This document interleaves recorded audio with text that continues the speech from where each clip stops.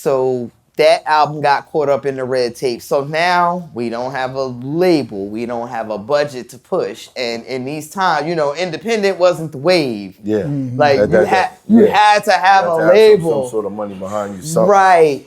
So now we just going crazy on the mixtape circuit. And then, you know, 50 popularized, but before Wayne, 50 kind of popularized the making whole songs. Like it was one thing, like a lot of us would just do like freestyles over or somebody one else's verse or joint. something. Right. But 50 really popularized making a whole song, hook and all. So I did that for a couple of years, just and like clockwork. Every Monday it's Clue, every Tuesday it's Envy, DJ Enough, Rush Hour, Thursday, K Slay, and you know, I just did this, you know, for a couple of years. And then I got tired of that shit. I'm like, yo, I'm just wasting mad bars. Like, what are we doing here? Yeah. So I kind of fell back. I got quiet. Was this around the time that I felt like Lord Have was a little disgruntled? Well, the thing with Lord, I feel like he just had a different vision for his artistry. Right. Like when we were in Mexico doing the cha-cha-cha video and stuff, you know, the guys, they dressed up as matadors. I got the señorita dress on. Mm-hmm. He wasn't feeling that. He you know, for the direction of where he's going, you know, he's the Dungeon Dragon. He's not trying to be in a video in a matador suit. So it was like his creative vision didn't align with Busta's, and oftentimes they would clash, and you know, I understand that. Mm-hmm. I understand that.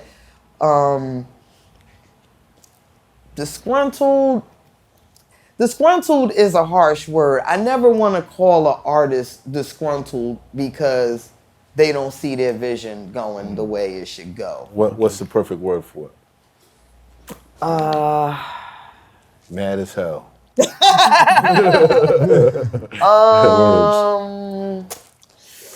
Just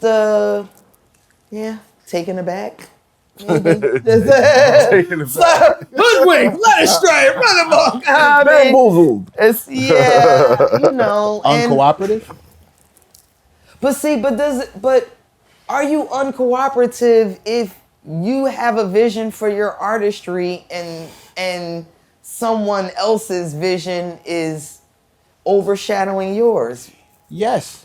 It doesn't it doesn't assign blame. It doesn't say that you're right or wrong. It just says you're not cooperating.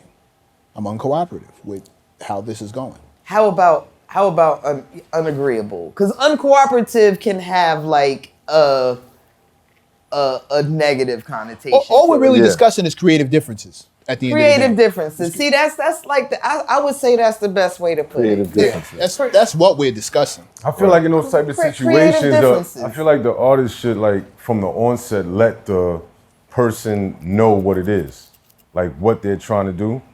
Give it time, see what happens. If it doesn't happen, then why do you feel like keep they don't? moving. I mean, how long did he stay around? 1, 2, things change. Right. Conditions change, the business change, the atmosphere change, the artists themselves change. What an album you were in love with today might be something you tired of hearing 2 weeks from now. Everybody starts going in different, or starts feeling some kind of different way. And if I think that I know if I explained a set of circumstances to you when we first linked up and said, okay, this is what we're gonna do. Mm-hmm. And a month from now, all the conditions around where I set my parameters switch up. Unbeknownst to you and out of my control. Did I lie to you? Because as an artist, you can see it as, yo, you told me we was doing X, Y, Z. And now it's 1, 2, and 3. You lied to me. I didn't lie to you, but if I wanted to get a better situation. Circumstances changing. Right. And now there's a level of mistrust because I said everything you said you was going to do, I trusted you. And now we're not doing that no more. Right. So now I feel uneasy, and you don't necessarily want to hear the explanation as to, no, bro, I'm not doing this to you on purpose. Like, look, It's not what it was. Right. I can imagine the pressures because you're hearing it from your crew, you're hearing it from your family, you're hearing the it label. from the fans who are like, "Yo, I'm waiting And for this." I can imagine him being pretty unhappy with me skipping a line. Then there's that. You know, there's that. There's I think there's Low animosity. I think there's Low animosity. there were a few mitigating factors. And Busta also has a very strong personality in the studio. Right. Not everyone can swallow it. You understand? Pause. Yeah. Oh, yeah. Pause. I'm sorry. Pause. Yeah, that was crazy. Pause. Pause. That Pause. was kind of. Pause. Yeah. I mean, we see him. We see him in the videos and camera and woo-ha. Everybody thinks Busta is woo-ha. Like, no, that man is a beast in the studio. Right. You know, there's been some pretty heated sessions. I mean, What was the wildest session that you've been in with Busta? Oof. Everyone? Nah. Nigga, which One in particular just popped in her head. Now she's thinking about whether she can tell the story. No, you know what? I'm trying to figure out how to describe it. Okay, we had a very nasty fight one particular session. It got so nasty that the next day he went out and bought us all chains. It was it got nasty, and I feel bad because it happened on his birthday. Ouch. But it was just, it was just one of them things.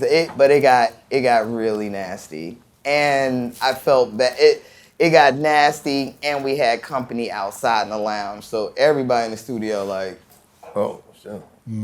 holy shit. But yeah, I mean, I lost my shit. I guilty. I lost my shit. And it went down. Studio etiquette out the window. Yeah. Sometimes things just boil, sometimes things just get to family fight. That's what, Yeah. family fight. I feel terrible that it happened on his birthday. I feel terrible that people outside of the circle had to witness that. Like that was I didn't feel bad about what I was mad about. I felt terrible that people outside of the family had to witness What was the that. fight over?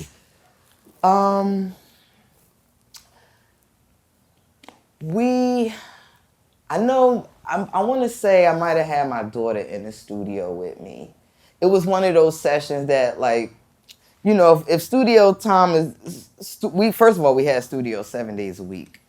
Studio starts at this time every day. Somebody's always going to be late. The session really don't start till 3 hours later by the time all 6 people show up. This was one of those nights I was on time. I had my kid with me. I saw that, okay, we're really going to do some work. Other people mad late. So I'm like, I don't want to keep my daughter here and the session is starting at 12. Because I didn't mind bringing my baby to the studio. I always had help with me. And it take me 30 minutes to write a verse. So, like, I could do mine and be gone. But, there was times where nobody could leave till the whole song was done in case we needed, Change something. right, To move something moving around. parts. We Right. want to hear the whole song in totality. Might need you to fill in for this person or whatever the case may be. So I foresaw that this was going to be a long night, and I drove all the way to Jersey to take my kid home and came all the way back. And when I came back, he acted like he had an attitude, like I was the cause of the session being held up when I had been there for mad hours while other people was like mad late. And So you dropped the dime. and he he made a gesture like he looked at his watch and he looked at me, he looked at his watch and proceeded to walk out the door. I'm like, where the fuck are you going? Like, where you think you going? I done drove all the way to Jersey and back. I paid tolls twice. Like,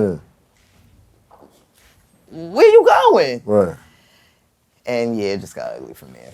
Wow. But that was the start of it. I mean, it was something small that could have been avoided. I think it was because I just did the whole drive to Jersey and back, and like, you know, I was just it was you know, it was on me. Like, I was just annoyed at that point. Yeah. Like, you know what? I'm like, yeah, I know he trying to go to the club. It's his birthday and shit. So, you know, I'm like, nah, don't try to make me the excuse. You just want to go to the club for your birthday. But I wasn't thinking straight. I wasn't seeing it like that. I just, you know, I just took it as like, you know, you simping me. Like, you.